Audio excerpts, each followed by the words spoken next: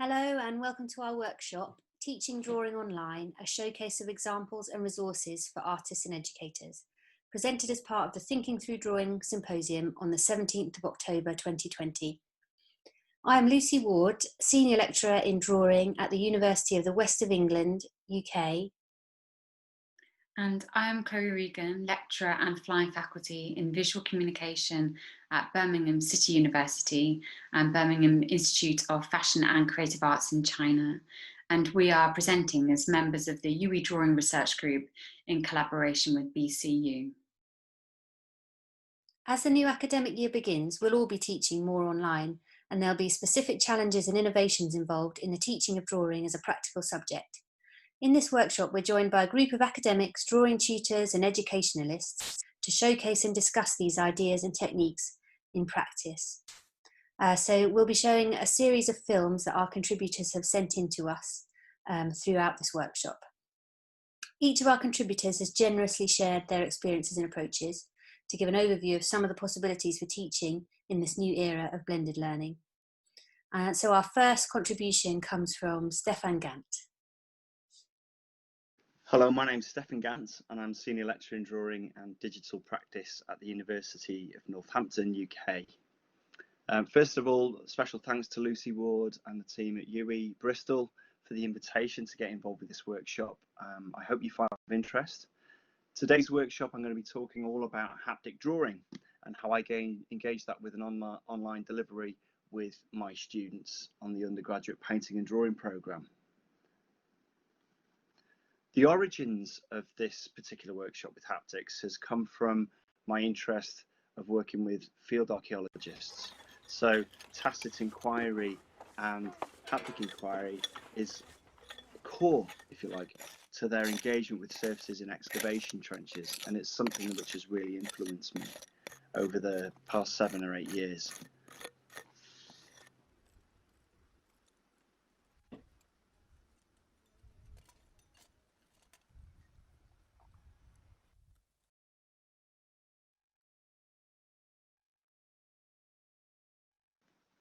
The rig that I use consists of grabs, gaffer tape, audio devices, lighting, webcams, standalone cameras such as GoPros and semi-professional cameras. And it's all mounted upon my main drawing board. So the session itself involves students collecting a series of objects. Today I have with me a 2,500-year-old cut piece of stone from an archaeological dig in North Wales, and I'm going to use this to draw haptically. So it's quite an abstract object in itself, but the way that I deliver this to the students, I'm going to take you through this now. So the students will have all of their objects ready to go with them. They'll all be online with me, and then I'll change the camera position to allow them to become part of the drawing process. So I'll just get this set up now. So as you can see, it's very straightforward for me just to move the camera, change the angle. I'm going to use this grab here just to anchor it down. Grabs have become the #1 thing for me with this particular approach. So with the object in hand, I can pick up my pencil, and you're seeing this from exactly the same position that my students would see it from. So we would undertake about a 5-minute process of closing our eyes, scanning, and trying to feel.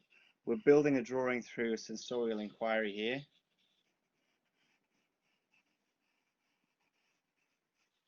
So it's a form of mapping. And it's just as they are in the trench when they're excavating through different materials.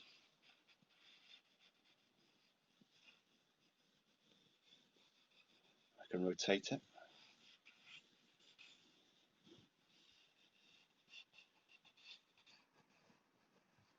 So you're building a sensitivity to this as you go through it. So the students will all be online with me. And then they can actually take screenshots as well if they're on particular devices, or they can hold up their works at the end of the session. The great thing about this particular way of working is that you're not in a situation where you are conflicted too much by using a screen. Because you're closing your eyes, you're completely immersed in this process. And when the process is finished, very simply, I can just detach my webcam, give you a bit of a guided tour as well around the work. I can get close up to it if I wanted to, focusing on particular areas. I can also show you around the rest of the arena.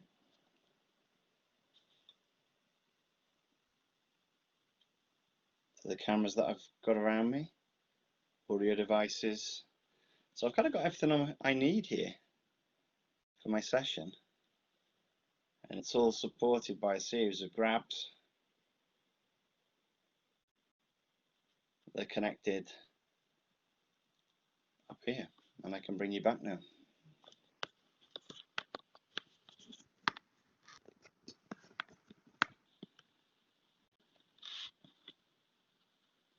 There we go. So I hope you found this of interest and enjoyed the rest of your workshop. Thank you very much.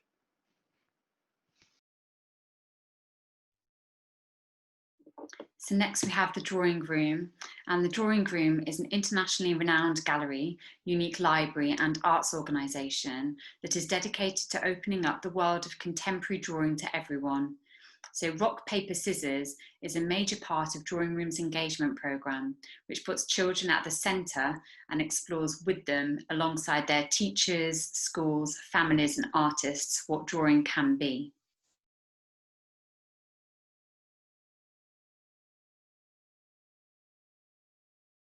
Since September 2019, Drawing Room have been developing Rock, Paper, Scissors, an ambitious 3-year programme which engages children, teachers and families through artist-led projects, aiming to invigorate drawing within primary schools and make positive change within our community. The pandemic radically changed the way we were working. In March 2020, Drawing Room closed its doors as the situation escalated, quickly followed by schools who locked their gates for what became a period of 6 months for some children.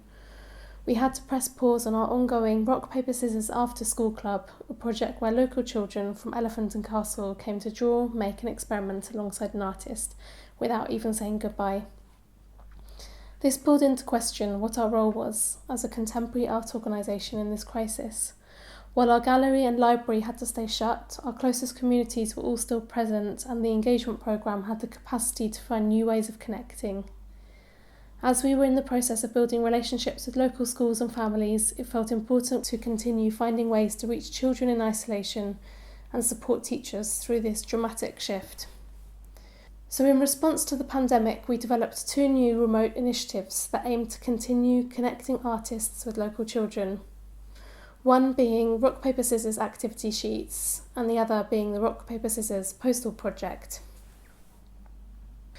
We commissioned artists to co-produce a series of weekly digital activity sheets which sought to inspire children within the home, sometimes using their environment as a starting point, instigate child-led creativity through artists' prompts, use simple and accessible materials, perhaps everyday objects or things likely to be lying around the house, encourage intergenerational collaboration, hoping parents might work alongside their children, use drawing to support children's well-being through a difficult time, address the issues of the pandemic in a child-friendly way, or offer a fun distraction, as well as supporting artists through these micro-commissions and offering them publicity around their practice.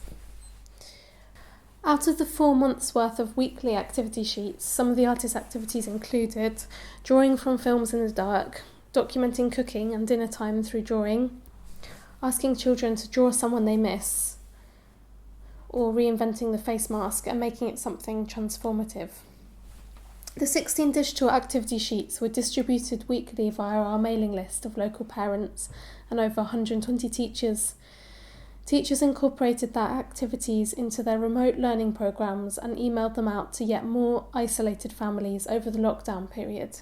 This aspect was crucial to the success of the project as teachers remained in close contact with families throughout lockdown. We set up subscription via our website so families and teachers could sign up to receive the series of weekly sheets, as well as releasing each one via our website and Instagram channel. It was important for us to not just broadcast activities but invite responses and think of the project as an exchange. So in order to give visibility to isolated children and for them to feel part of something wider, we invited submissions and created a rock, paper, scissors online exhibition. This was exciting for children to see their work posted online and allowed artists to see what was created in response to their activity sheets. The growing archive became a celebration of drawings made behind closed doors, joining the dots between remote families who were using their kitchens, bedrooms and living rooms as places to make, play and draw in the midst of the crisis. As we were working on the digital activity sheet series, we quickly realised what the successes and weaknesses were. It became clear that many families had barriers to accessing online resources. 70% of the UK population don't have access to Wi-Fi, and many of our local families would be sharing one device. We knew that many of our local families had limited or even no drawing materials in the home, and the project also relied on time and support from adults. Teachers also fed back engagement with their remote learning efforts was often very low. As Drawing Room is situated in a very economically divided neighbourhood, it was important for us to cater for our local demographic and reach those that would need it most. So in response to these realisations, we developed the Rock, Paper, Scissors Postal project. This analogue iteration of the digital activity sheets was transmitted via post. Envelopes containing artist-led prompts and a selection of new drawing materials were sent each week to arrive directly through children's letterboxes. We worked with 2 local primary schools to gather a list of 60 participating local families and their home addresses. By partnering more closely with these schools, the project could be better targeted at those the teachers knew didn't have access to computers or unlikely to have materials at home. We commissioned one artist to develop a more sustained project with his targeted group over 4 consecutive weeks, and children were encouraged to post their drawings back to us in the stamped address envelopes provided. So over the weeks, Drawing Room's letterbox filled up with envelopes of returned drawings from children eager to post their work back, knowing that even though still at home, they were part of something wider. Our artist Amy Buns is currently developing a publication in which all their drawings will be printed as a culmination of the project. This book will be presented to the children in assembly and archived at each primary school and in the Drawing Room's study library, giving children presents within our collection. There are a number of strengths of this analogue way of working that became very evident. For the children, it was the excitement of receiving mail through their letterboxes and being supplied the inspiring materials via the envelopes. The physical interaction of the project kept the children off screen, and it also created a sustained relationship over the weeks with a particular group of children. And over those weeks, dialogue was built between the lead artist and the children through handwritten notes, where the artists would offer feedback and children would also write in with particular questions and comments. It also gave families an understanding of where Drawing Room existed within their neighbourhood. And as an outcome, it resulted in a physical book giving children lasting presence within our library collection. On reflection, thinking about audience engagement, it was fair to say that each project took time to incubate, but engagement grew over the weeks. As a non-profit organisation, Drawing Room seek funding to resource these projects, so access remains zero cost. The digital response was the quickest to devise, but perhaps overlooked some of the needs of our local family audiences. Although it did have the benefit of not being location specific, so we found we were receiving submissions from other boroughs, towns and cities across UK, and even a few surprise submissions from Germany and San Francisco. Both digital and analogue versions of the project complemented each other and could run simultaneously, offering something for everyone. And one of the main benefits for us is that we continue to have dialogue with teachers and parents over this time in order to devise, implement and evaluate these projects. So despite the lockdown regulations, we managed to further develop relationships with local audiences through the digital activity sheets and Postal project. So this period has helped us in our mission to set up the wider Rock Paper Scissors programme and explore ways to adapt to the unforeseen challenges of the moment. The whole COVID crisis has thrown our engagement programming into a level of uncertainty, as many others will empathise with, but we are learning to be responsive and in the moment, and above all, listening to the needs of the communities around us. If you're interested to read more about these projects or the wider engagement programme, please visit drawingroom.org.uk. Our activity sheet series is still available for free download via our website with the extension resources/family_activities. And the Rock Paper Scissors online exhibition can be found at rockpaperscissors.drawingroom.org.uk. I'm Chloe Regan, and I am flying faculty and lecturer at Birmingham City University, where I teach on the graphic design course and on their partnership with Birmingham Institute of Fashion and Creative Arts, which is in Wuhan, China, where I teach into visual communication. So I've been teaching drawing online to these groups of students, and I'm going to talk about an example of teaching drawing online with both of these groups. So firstly, I'm going to talk about teaching drawing online at BIFCA in Wuhan, China. So obviously I started in March, which was the strictest time of lockdown. So students went from working in the studios to having just only being able to work from home. So I devised worksheets to help them to continue with their projects. They were working on a narrative project where I gave very specific tasks. Perhaps I was more didactic than I would be ordinarily because I wanted to communicate more easily with them. I gave them drawing techniques that I thought would be easy for them to understand and to explore at home. And I also devised tasks that enabled them to use very basic an economy of materials from home too. I also produced a presentation where I showed them lots of examples of artists and designers who used the everyday and their lives and experiences as subject matter for their work.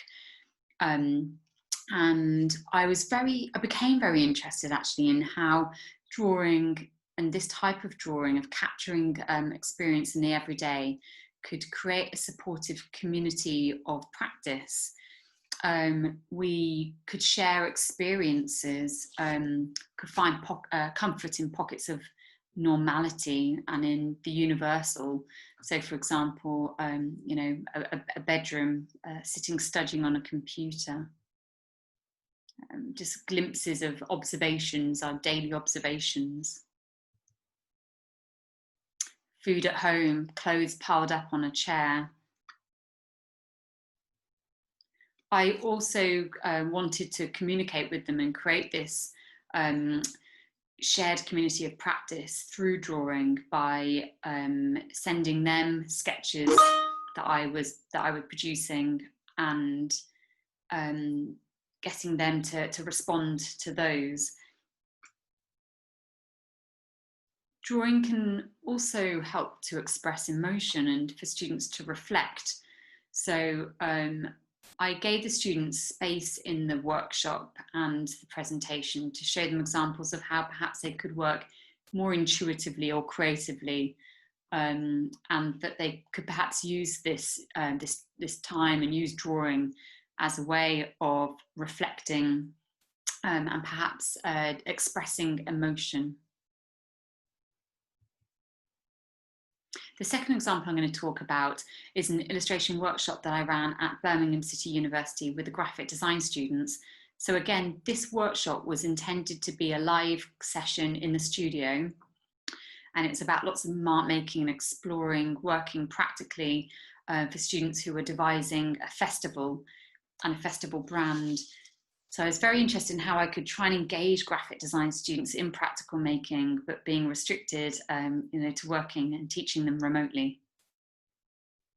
Again, I produced a presentation where, again, I was slightly perhaps more didactic in asking them to produce specific techniques and taking them step by step through how to do that, showing them examples of how that could be applied. I found actually in presentations I had to be perhaps a lot more thorough in a sense to really engage and communicate with the students so that they knew what they had to do. I was very keen to get the students working away from computers. The benefits of working with materials for graphic designers are really key, encouraging the ideation process. These are some examples of some of the students' work. Encouraging them to engage with that ambiguous stage of problem solving, not jumping to a resolved outcome digitally. Interestingly, I found that lockdown and teaching remotely encouraged students to be more playful, to be more open to mistakes, and to be more reflective. I felt this was perhaps because they were slightly limited in using technology from home. They didn't have access to the university digital suites. There was also a perception of time, perhaps having more time, so students weren't too concerned about just jumping to that outcome. And hopefully these will be skills that they can take on now. I found that these students also developed perhaps more confidence in mark making and drawing, understanding that it could be something that they could engage with. It didn't have to be a perfect, autonomous drawing as an outcome. It could be something that was a part of their process that helped them with critical ideation. This is how it kind of then fed back into the digital designs at the end. So there are kind of these two main points that I was very interested in. Firstly, developing this community of practice through drawing, and so the changing role that drawing played in that, and also engaging students, particularly design students, in practical making through remote learning, and how actually that changed through working online. And next we have Sarah Hyndman. Hello, my name's Sarah Hyndman.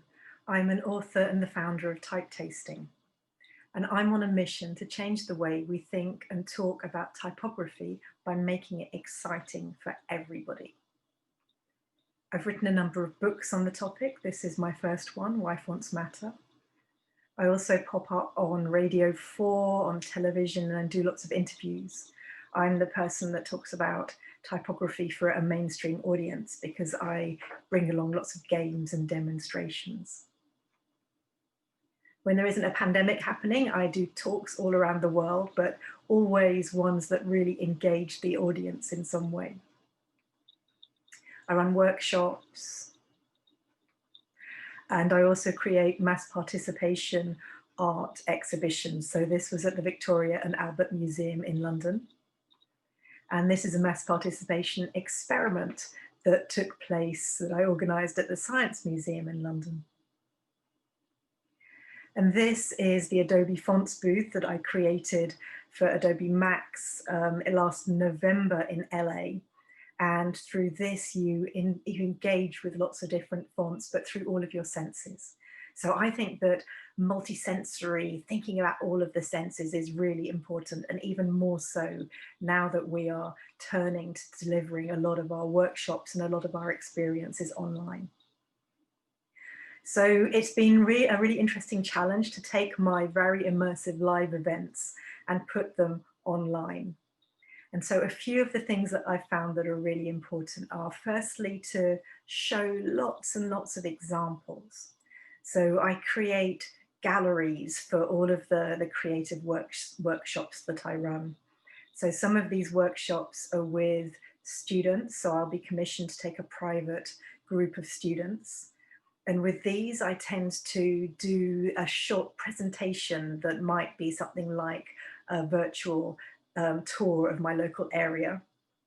And then the students will go away and do some quick sketching exercises. And then we'll do a critique at the end of the session. This is a piece done by students as part of a workshop that I ran simultaneously in Mumbai and Calcutta. And then the similar workshop was run at BCU in Birmingham, it was fantastic to compare the drawings.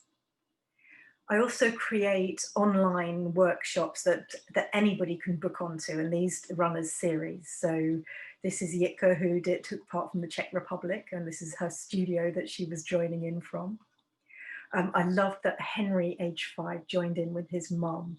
So the fact that these workshops actually spill over into other members of the family, other members of the household, I think is really wonderful. And when it comes to the workshops for the general public, I've placed more emphasis here on the galleries and showcasing work that was done in the previous episode rather than giving actual critiques, because it's such a diverse audience that not everybody feels comfortable with having their work critiqued. And I really want these to be as inclusive as possible.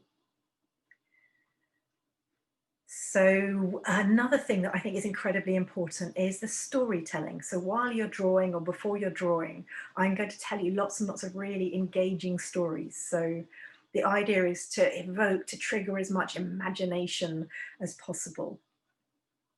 I also create Spotify playlists. So if it's about maybe an era in history, I'm going to create a playlist that's going to bring that to life. And also, I think, again, as I said before, using all of the senses. So whether it's like the sound of paper, encouraging people to smell things, just all of the way the different pens and things are going to smell and sound, and that crinkle of the paper, and lots of collaging, I think really helps to bring these online sessions to life in a way that you would have if you were doing them, if you were engaging with people in real life, in a real immersive workshop. I've been absolutely delighted by all of the responses that I've had from all of these. I think they're really, really wonderful, and being able to compare work with people from all over the world.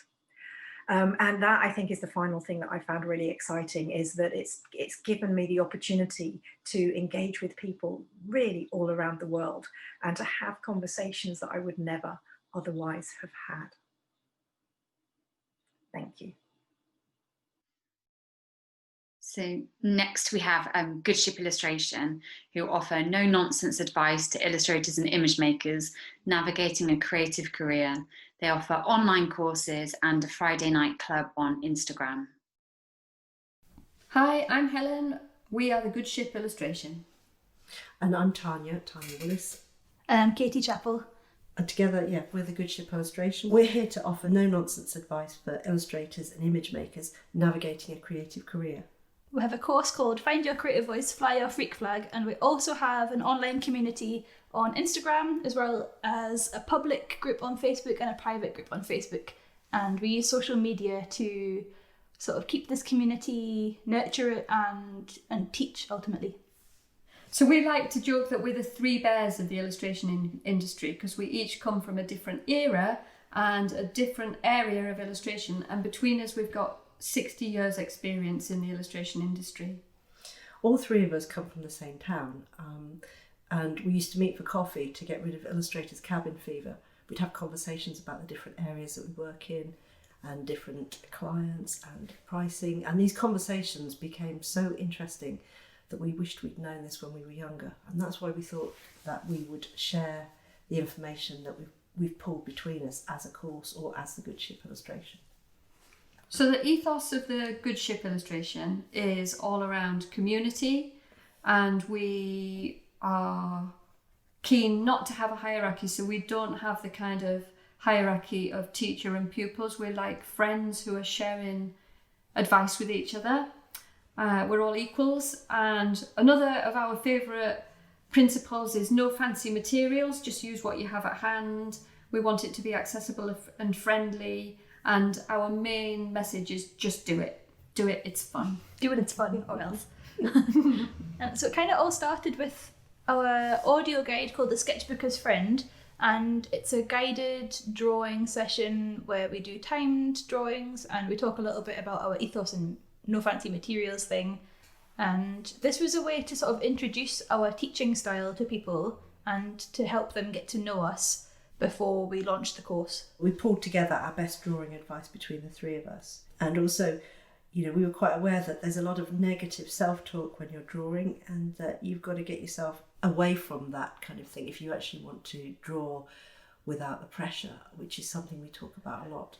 To help validate the activity of sketching, we all seem to think we need to be paid to draw post illustration, and sometimes going out there to draw for its own sake or for the love of it is quite difficult. So Sketchbooker's Friend is intended to help people do that and listen to us as though we're almost personal trainers, because I listen to people when they tell me to do things, and that's when you get drawings out of it at the end. And then after we did the Sketchbooker's Friend, and that went down really well, and we had loads of excited people who'd taken part and shared their work on Instagram. Do you remember, Katie, one day I sent a message on our WhatsApp group saying, why don't we do a live session on Instagram where we do the Sketchbooker's Friend, but we do it live? And I was like, yes, definitely. It was so exciting, and we only planned to do it as a one-off, so it was like, we'll see how this goes, try it out, and the response was just overwhelmingly positive, so we decided to carry on. People just love it. I think it's that it feels so accessible because we arrive with our little glass of cider and a bag of crisps, and we've got a timer, which I usually miss time and everything goes wrong, and we have a real giggle, and people are relaxed and they make some incredible work during those sessions, don't they? Yeah, and we encourage people to share their work, and we do take the time to go through everyone's work and acknowledge that people have shared their stuff, and that's really helped to kind of foster this community feeling, and people, it is like we're all together in this thing of making art, drawing. I think for some people it seems like an hour in the studio back at college again. Mm-hmm. That's what it's recreating, is sitting next to each other, daft banter, but drawing. And sometimes that's what makes the drawings work, because you're not 100% focused.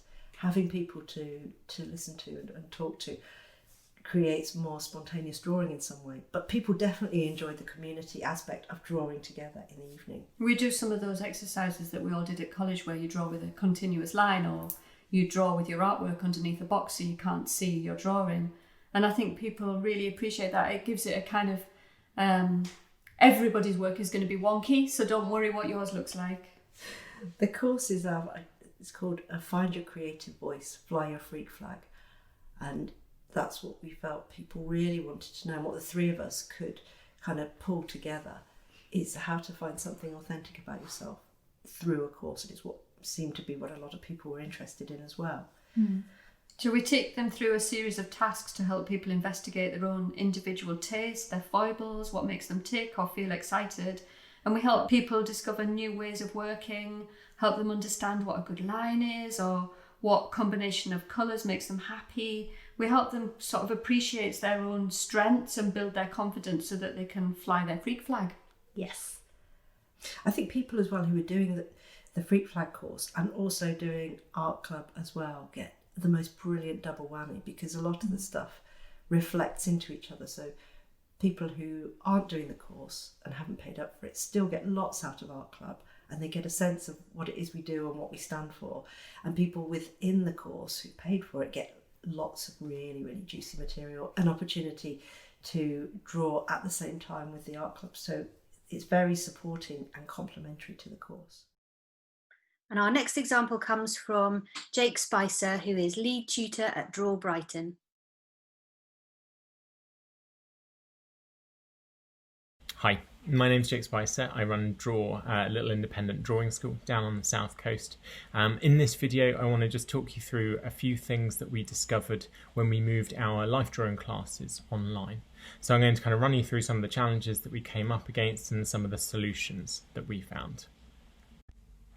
And the first things we found were that it didn't work to try to replicate how we teach in real life on a screen.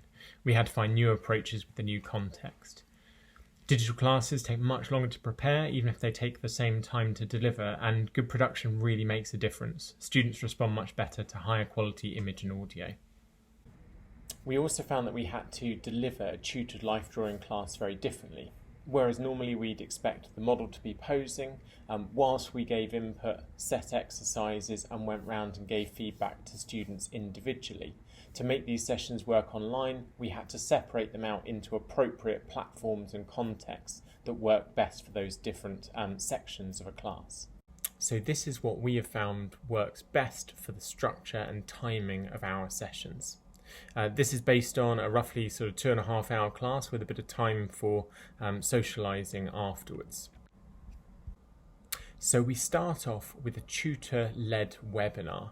The reason we chose a webinar format is that way the tutor can deliver the class as a broadcast, showing images and demonstrations as they go without the students interrupting with their audio and visual. They can then still ask questions at the end. We then have a tea break where the tutor can have a short breather, students can go and make a cup of tea, and then we set up a separate Zoom meeting.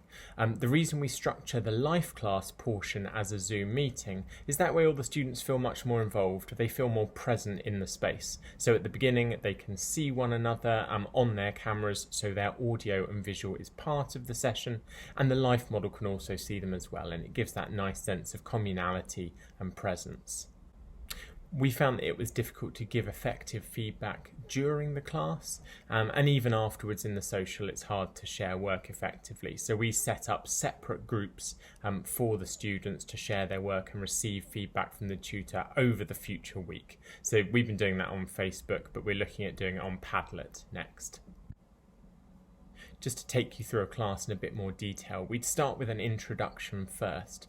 Just as a matter of note, it's interesting that students were using their phones, their iPads, their laptops to watch the webinars. Some of them were doing it from the bus, as well as obviously sort of setting it up at home in the studio. So although the life class is participatory, the webinar is really just something to watch. We also make those available as recorded webinars afterwards for students that have missed the session. We deliver the main body of the class, normally in 3 short sections, delivering an idea at a time. And then we have exercises that relate to all of those that the tutor then sets in anticipation of the life class that's coming, followed just by a plenary to pull everything together. Students can then take a tea break. For the tutor, it's really then time to switch over to giving attention to the model. So we find it's really helpful to do quite stringent technical checks with the model first to make sure everything's working okay, so that there aren't any problems once students log in. And once they return from their tea break, there's normally kind of 15-20 minutes or so of chat, everyone coming in and joining the separate additional Zoom meeting. We find it's actually really nice having everyone's audio and visual live then, so that we can see everybody while they're coming in. Then we mute them, spotlight the model, and then the model poses for the session. After the models finish posing, we have a little social afterwards, so just another cup of tea. It's a nice chance to informally share drawings, and then when everyone logs off, they can then upload their drawings to our collective group for feedback. So then the practicalities of our practical setup. So there'll be a face-to-face setup like this for the tutor to deliver to the class. And we switch between live demos on Photoshop, on a visualizer, and showing slides to students. And my practical setup looks something like this, with light, microphone, computer, visualizer down here, and a decent backdrop. So your life model set wants to look something like this, well lit with a nice plain backdrop to help contrast with their figure. And that will look something like this. So a phone to film on, heater, light and backdrop. So a few extra considerations. For tutors, get to know your hardware and software. Organise a test lesson with friends to practice using it. It took me about 3 days of YouTube tutorials to learn how to use everything. Plug in your devices, don't run on battery. That's the voice of experience talking. Prepare backup broadband as well in case it goes down, because it does, or gets really slow. I have Wi-Fi as my primary, and then I have a mobile hotspot as a backup just in case. Considerations for the model. It's a good idea to use models that have online experience. It's good to do a technical check with them way before the class to make sure they're all set up and pay them for that time. Do technical check on the day. And to keep the model safe, it's normal to have a policy of all videos on for everyone drawing, so you know what they're doing on the other end, hopefully drawing. No photographs, no recording as a hard policy. And pay the model fairly. £50 an hour is normal, plus extra for setup, so say £75 for an hour's worth of drawing. And just to sum up, it's great that we can move the activity of life drawing onto a virtual platform, but we do gain and we lose some things through doing that. We gain control over the tools that we're using to teach and what students are seeing. If we're demonstrating, they are seeing the exact angle that we're demonstrating from, and that can be really helpful. We've got a much wider reach, lots more students can take part in a class. And it's much easier to demonstrate to students in the tutored portion of a session. It's also much more flexible. We can do it from anywhere, so we can teach our class from anywhere, our models can be anywhere. And it also means we can deliver classes with greater clarity. We can have prompts available to us while we're teaching that we can kind of read from. It also means we have to be much clearer, particularly if you're having a recorded lesson of any kind. Whatever you say is going to be available for people to listen to afterwards. We keep the sense of communality in a class, and that sense of shared time when the model is actually posing live in front of us, which gives urgency to the drawing, and I think that's an important part of the life drawing process. But unfortunately, we do lose a lot of the great things about life drawing. Students tend to work much smaller, which is a negative, and obviously we don't see the figure quite as large, although students can project what they're seeing up onto a wall, so that's something worth suggesting. We lose that sense of touch. Obviously you can't make contact with a model in a class, but I think that the digital platform really reduces the sense of tactile quality in a drawing. And also some of that sense of shared humanity in a class. It's partly there, but it's muffled. I think it also inhibits instincts, both for us as teachers, being able to kind of work out whether a student's doing okay, and for students to actually trust themselves and their drawing. So that's something you have to quite actively combat when you're giving feedback. And we also lose the sense of ambiguity that I think can be so important in a creative or sort of draftsmanly process. So the clarity is both a negative and a positive there. Thank you all for watching. I hope some of that's been helpful, and good luck running your own life classes online. So next we have Dr. Catherine Baker, who's an associate professor in the School of Fine Art at Birmingham City University and has lectured widely on and participated in a number of international drawing initiatives. So I'm going to be introducing Dr. Catherine Baker's approaches to teaching drawing online. So I've had several discussions with Catherine where she talked to me about how her students in the School of Fine Art found it difficult to start to make and work again with kind of the circumstances of the lockdown. So she devised a workshop called Humble Materials, where she encouraged students to work with very simple materials and materials that they would have access to at home, and she encouraged them to forget preconceptions and their perhaps historic associations that they had with using certain materials, and to kind of see them anew. She was very keen on them using this workshop to be curious, to explore, to be quite free to think and make. And she used a Padlet to record the students' work, and also as a platform for students to see one another's work, to comment on one another's work too. So before I click onto the Padlet, this is Catherine working in her studio. So she started the session by showing and demonstrating live to the students, you know, how perhaps one could handle certain materials, you know, and that perhaps some of the experiments that she you know, she's interested in. Students found the workshop very, very engaging and very helpful. Talked about this idea of learning about retooling and new approaches to making. I'm just going to click onto the Padlet now.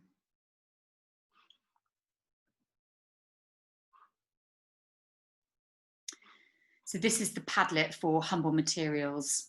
So on here, we've got lots of examples of students experimenting and pushing the properties and attributes of materials that they had access to and that they could explore. Students were then also commenting on one another's alongside Catherine's comments too. And there's a sense of a journey here too, a process where perhaps somebody has tried something and somebody suggests something else. That's one of the major difficulties of working online, is students not being able to interact with one another very readily. So the Padlet is quite an effective format for helping students to access and see what one another are doing.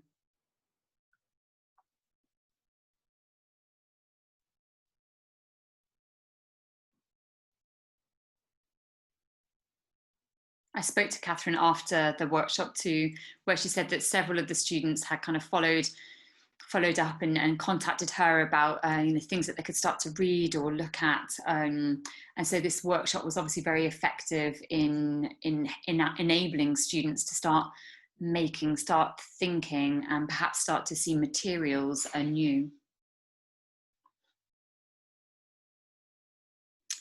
And next we have Meg Buick, artist and associate lecturer at UWE Bristol, who completed her postgraduate at the Royal Drawing School in London and exhibits her drawings internationally. This was a drawing workshop for about 20 students, I think we had, and it was just as lockdown began, and I was planning to do something completely different, but decided to focus on getting students to really think about drawing what was in front of them and being able to rediscover objects in their house and get interested in them and excited by them, and really think about what you could draw when you were drawing at home. So it was the first time I'd taught a workshop on Zoom, and I was initially a little bit daunted by it, but lots of aspects of that I ended up finding quite useful, and I'll go through those in a little bit. So I gave students the link for the meeting on Zoom, and I also gave them a link for a Padlet website where they were going to upload their work, and they were kind of prepared for that at the beginning and told to just have pencil and paper, so I kept all the materials quite simple. After an initial introduction, so I could see kind of faces of students on the screen and did a kind of hello, I went straight to the share screen button at the bottom of the Zoom screen and went into a PowerPoint, and just initially started off sharing images and talked a little bit about other artists who've been forced to isolate or work from home. And after doing that, went into a bit more of a practical drawing workshop. So talked about techniques they could use themselves to draw from home, and showed them some of my drawings, which I'd done at that point. And just kind of really tried to inspire them a little bit to have a go at that. And at that point, I kind of really encouraged students to jump in and ask questions. I did find it quite weird teaching to a screen and a kind of a few faces. So I found that quite helpful to really encourage students to jump in at any point. And the ones who did, I think, helped the kind of the flow of the course. The next thing, so normally if I was teaching a drawing workshop, I would do some kind of demonstration and show a lot of drawings. So I pre-recorded a film of my hand drawing. So I started with this very simple idea of drawing an apple, and I set my phone up on the little clip above my hand, and I made a few short films where I just talked a little bit about how I would approach drawing something very simple. They were about 6 minutes each, and there's a voiceover here where I'm talking about what I'm doing, and I played that to them as well. And kind of skip forward a little bit. This was something I actually found quite useful, I think. I would normally do a demonstration if I was teaching live, but I'd never do such a long drawing, and from feedback I got, it was quite useful to sort of see along the drawing going through. And I think that's something I probably would say was even an advantage of teaching on Zoom, was being able to kind of record exactly what I wanted to record beforehand, and for them to be able to have a kind of real close-up of hands drawing and what I was doing. And at that point, I sent students off with the kind of simple exercise of going to draw something, bring it back and upload their work onto Padlet. We met again and had a discussion about the work. Then I showed them a kind of later and taking it back, a drawing that I'd made and made a film of at different points. So I wanted to sort of talk them through what it'd be like to work on a drawing at a later stage. And we again kind of had, I think at that point they felt a little bit more confident. There was people jumping in and asking questions, and the kind of flow of the course had got going a bit more. And I found that especially encouraging, really, to sort of see people's drawings coming back and see how useful they find it, to see the little films and so on. And our next example comes from Chloe Briggs. Hello, my name's Chloe Briggs. I'm an artist and an educator. In 2013, I created an initiative at Paris College of Art called Drawing is Free, which sought to bring the school community and the wider public together around drawing. Since this has evolved into collaborations with institutions and creative people, all with the aim to promote the pleasure and the power of drawing. I would say the heartbeat of the project, though, is a meeting every Monday morning during term time in room 201 at Paris College of Art, where from 9 a.m. to 10 a.m., where everyone it's an open invitation to all to come and draw and be drawn. The format is very simple. There's one track of music, one pose, one drawing, and we alternate between drawing and being drawn. During the recent lockdown in Paris and confinement in most parts of the world, I sought to reproduce this meeting online. So it was an experiment to see if I could somehow recreate the magic of that hour we have weekly together. I advertised it on Instagram, and so for the first time there were people in other parts of the world that were able to join. We had participants from India, China, Turkey, Scotland, France. I'm going to share my screen now and show you on the Drawing is Free website. I shared some of the drawings that were made. A very important part of this is the playlist and what was happening, the soundtrack of the time that we were living through together, you know, a really unprecedented, extraordinary time. Was the playlists were influenced by what was going on in the world. I made them every Sunday night, and they influenced the atmosphere and the energy of the Monday morning. So on the website is also included the playlist from the sessions. Over three, sometimes just to go back, this is my friend Alice and her daughter. Our children would be involved. Obviously, we were at home and drawing at home. So we shared this very particular time through the practice of drawing, through looking at each other, sharing each other's space, sharing each other's experience. And just to promote an extension of this idea, this fall I've developed the concept, the format, one drawing, one pose, one track of music, to include one question, and I've invited some amazing people to be in conversation with me, who've agreed to speak about their experience and thoughts, work that they do, and also to be the model and be drawn. So it's an experiment in portrait drawing where the model also speaks. So I hope you will have a look and join us at some point.